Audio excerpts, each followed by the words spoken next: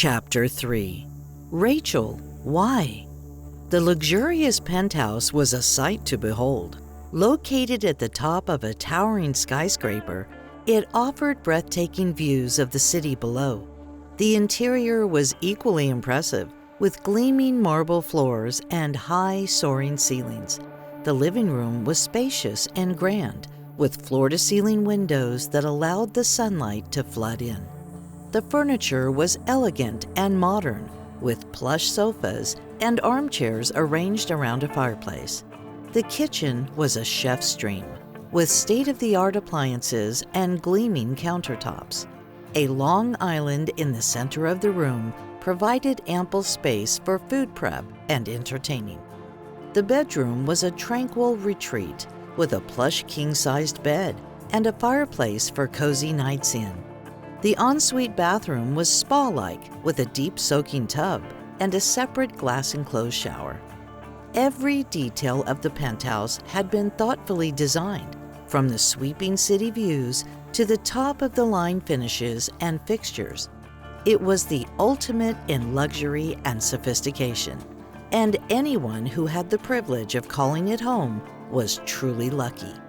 The luxurious bed and dim sunlight barely coming through the dark curtains did not help Donnie and Rachel take a longer time in bed. The cuddle was interrupted by the constant phone ringing until Donnie picked it up. He immediately sat up in bed while looking at his phone. He gestured to Rachel, who could barely open her eyes to be quiet. "Good morning, Mom." "Donnie, where have you been? I've been calling for hours. Did you spend the night in the penthouse?" "Yes, sorry, Mom. It was a long night. We just had a few drinks at Charlie's. It was an easier drive from there." Donnie was still rubbing his eyes, trying to wake up. "I don't know what you find in that place. That Wynn deserved a classy restaurant with wine and a nice dinner. I hope you were still wearing your tie." "Mom, I was wearing my tie. Let me wake up and I will call you back." "Okay, doll. Although I am mad at you, I needed to hear you won the case from you, not from Rachel. Anyway, don't forget dinner tonight with the Gellers." "Okay, love you. I'll talk to you later." As he hung up, he could feel Rachel's arms stretching over his waist. "How is she?" Then sarcastically added, "Did she ask about me?" "Rachel, please don't start. I still have a headache." She pulled her arm and turned in the other direction. Now she was wide awake, looking at the bedside table on her side, wishing there was a picture of them together with a kid. She picked up her phone and started scrolling up and down to check her messages. "Look, Rachel, I am sorry. I didn't mean to upset you. Let me just think about the best way to do this." "Donnie," Rachel replied, while still looking at her phone, "I am here almost every night.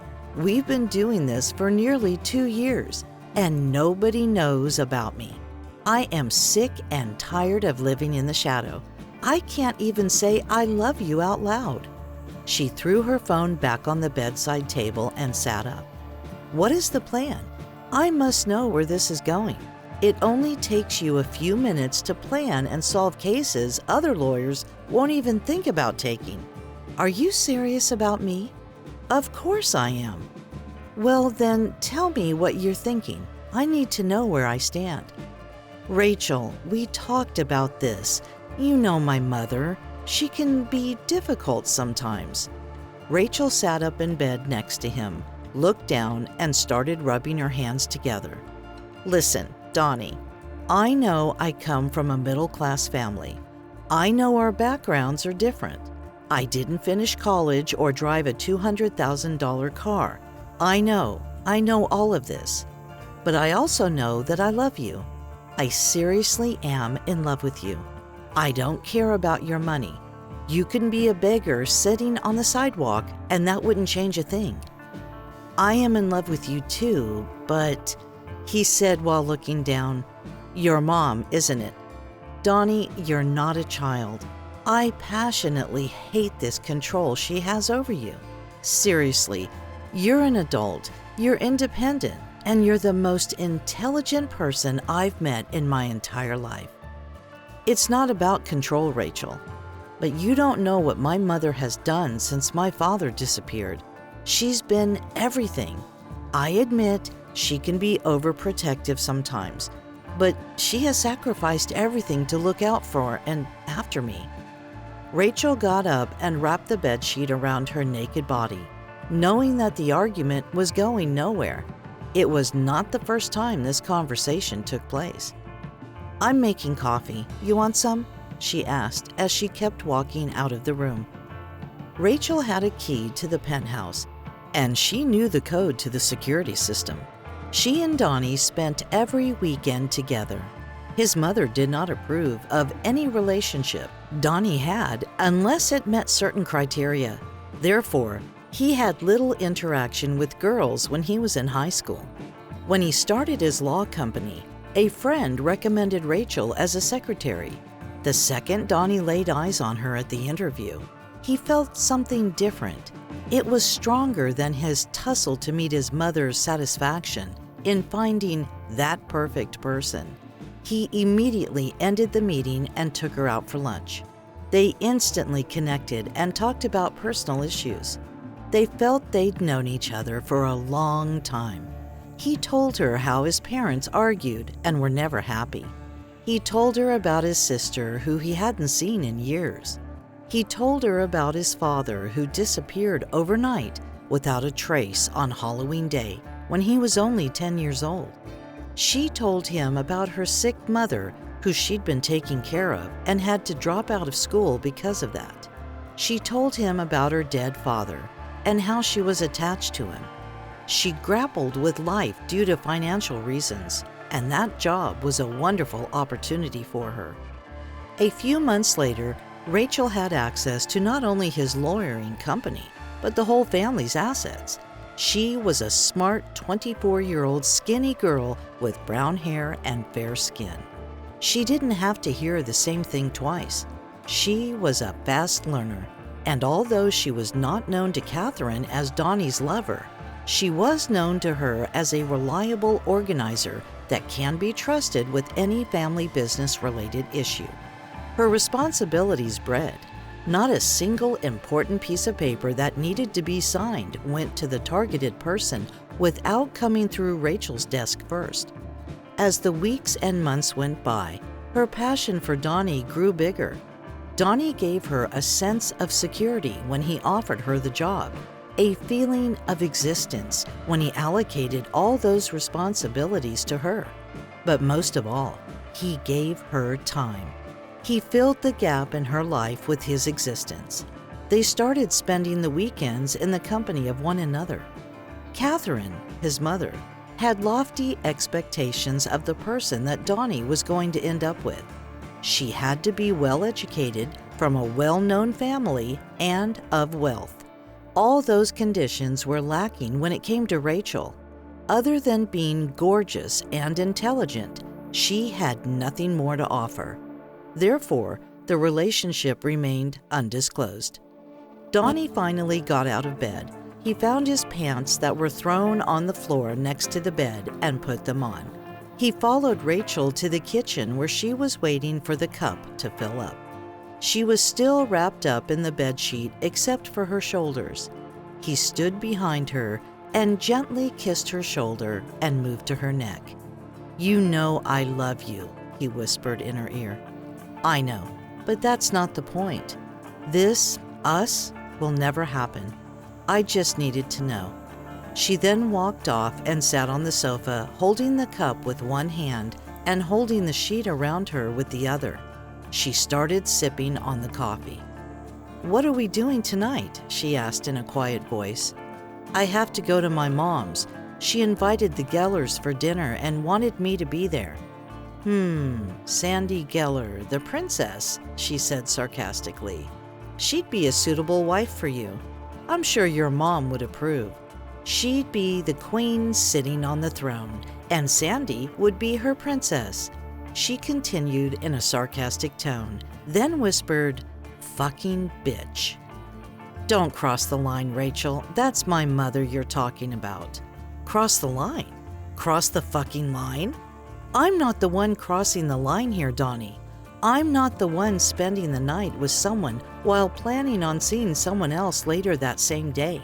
Then she slapped the coffee cup on the coffee table where half of it spilled. "I'm out of here," she yelled as she stormed back to the bedroom to put her clothes on. "Ugh, Rachel, please," exclaimed Donnie. A few minutes later, she came out of the room fully dressed, her eyes glazing with anger, putting her earrings back on. "You know what? I hope you have a brother. I hope that someone messes up your life. Maybe you will understand what it's like to play with others and leave them out to dry." Donnie was standing in shock, not knowing what to say. That was not the first argument they had, but it's always been a one-sided argument. He always kept quiet when her voice had a high volume. He escaped in his mind and hid under the bed. It always brought back bad memories when his parents argued. Seething with rage, her heels clacking against the marble floor as she walks towards the door. The slam of the front door brought him back to earth. He made his cup of coffee and went back to bed. As he sat down, a few minutes passed by. Then he heard the front door opening and shutting, this time in a much gentler way. "Rachel?" he yelled, but nobody answered. She was the only one with a key. She was the only one who knew the code, and no one would be able to get in without having the combination of the two. He got up and started walking slowly to the living room, holding his cup of coffee. "Hello? Who's there?" Donnie asked tentatively. He glanced at the front door, which was closed. He looked at the coffee table where the coffee was still spilled, and before he had a chance to check the rest of the room, he received a big thrust from behind. He lost control and fell on the coffee table. His cup was now on the floor. He turned around and saw Mike standing there. "Sit," Mike said with a muffled voice. "What the fuck? How did you get in here?" He tried to get up and run to the bedroom to get his phone, but Mike grabbed him by the shoulders and pushed him back onto the sofa. "I said sit." As Donnie fell back, Mike revealed his holster and pulled a gun. "Don't do anything stupid, Donnie." "How did you get in here? Did Rachel let you in? So what is this all about?" "It's about time you gave." "Gave fucking what? You..." And before Donnie could finish his sentence, Mike hit him with the handle of his gun on his face. He nearly lost consciousness. "I am not playing here, Donnie boy," Mike said in a threatening voice. "You're going to listen and do what I tell you to do." Donnie knew this was no joke. He remained seated on the sofa, apprehensive about what was going to happen next. "I need you to open your laptop and transfer $1 million to a charity for lung cancer," said Mike. "Are you crazy? No bank would approve that transfer online. In cryptocurrency. This is the information you will need." He handed him a small piece of paper with the cryptocurrency account. Donnie kept looking at Mike, not believing what he was hearing. With a gun pointed at his head, he couldn't do anything but comply. He grabbed his laptop and logged into his account. He transferred that amount, but he kept thinking that Rachel was behind all of this. She was the one who would know he had a cryptocurrency account. She would be the one who let him in. It was a secure building. Without knowing the code and having a key to the penthouse, there was no way anybody could get in. "Okay, done. Now," and before he was able to finish the sentence, he received another blow. A punch, multiple punches, on his face and chest, over and over again. His head hit the coffee table multiple times. His vision started to become blurry, and he became numb to the pain from the kicks he received as he was laying on the floor. All he could see was the carpet with blood drops scattered over it. Then it moved away as Mike pulled him up and put him down with another blow, time and again. Then it all stopped. He could barely lift his head. Mike was gone. He touched the back of his head where it hurt the most and looked at his hand, which was full of blood. He could taste the blood that was coming out of his nose. He gathered all his strength, got up, and started walking to the bedroom where his phone was. He noticed his broken laptop. The coffee table was broken in many places. He grabbed onto furniture and left bloodstains on everything he touched. He shuffled his feet as he was walking. The rooms were spinning, and the journey to the bedroom seemed impossible. Before he made it to his bed, he collapsed on the floor. He continued to crawl and finally managed to grab the bedside table and pull himself up. The sight of his phone felt like a lifeline. He tried to dial a number, but the smudge of blood made it impossible. "Hey, Siri, call Rachel." After a few rings, it went to voicemail. And with a sad and disappointed voice, he left a voice message. "Rachel, why?" "Hey, Siri, call Mom."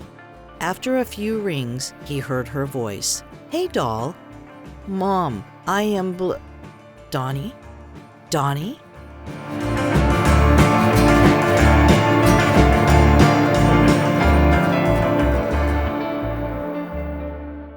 If you enjoy hard copies and would like to read this book, the link is provided in the description section below. It is also available as audiobook on Amazon.